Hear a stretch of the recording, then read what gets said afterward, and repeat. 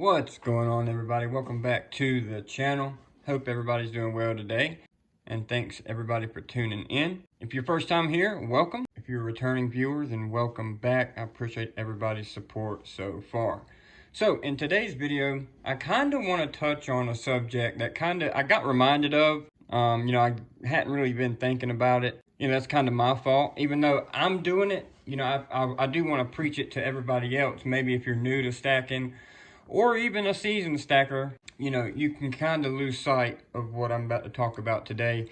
And shout out to Southeast Stacker, because he's the one that brought it to my attention, and he's the one that kind of reminded me to bring that up, because it is very important. And when you're new to stacking, you can kind of get lost in the sauce, if you will. So what I'm going to talk about today is, stacking cash, and making sure, you're not just going full throttle all into gold and silver and forget about cash. Even though the cash is, we're all sitting here, oh, it's trash, fiat's trash.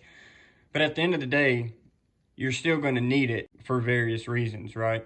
Whether that be to pay your bills. Even if, a shit hits the fan scenario happens, nobody knows what it's going to look like, right? Nobody's going to know how you're going to pay your bills, or even if you're going to have to pay your bills, right? But it's good to be diversified. Just like in, when you're stacking gold and silver, you want to be diversified in, say, rounds, fractional, 90%, bigger bars, smaller bars, gold. You want to be diverse in a variety of different things for each different scenario that can take place. So you got to kind of be ready for everything. And I'm glad Southeast Stacker, kind of brought that up, because it is very important. And when you're new to stacking, or even when you've been in it for a while, you can kind of get caught in the grind, and it can kind of just slip your mind, because you start, just going all out on silver, and you forget to stack that fiat. I know it isn't a very sexy topic, and it's something that people don't really want to hear about. And even in the beginning, this is way earlier on, when I first started doing investments and stuff, my wife kind of called me out on it. She's like, honey, we need a, cash stash. And I was always the type to think, oh no, I need my money always in some kind of, in some kind of fund, in some kind of investment. So it's earning passive income, and it's not, just getting inflated into oblivion. My thoughts were always, if I can beat inflation with some kind of interest or passive income, I'm good. And I kind of lost sight of, having that cash reserve, at home in case anything does happen. And she kind of, I kind of sat back and thought about it, and it really did make sense. And that's kind of what changed my mind toward it. And this was a couple of years ago when this happened. I was just so stuck on the idea of having my money always in something producing some kind of interest, and just lost sight of those investments. Sometimes if something happens, like y'all seen recently how all this, cyber stuff has happened. If that kind of stuff happens, you're not going to have access to any of those digital investments, whether it be, in the stock market, 401ks or anything like that. You're not going to have access to it, because it's all digital.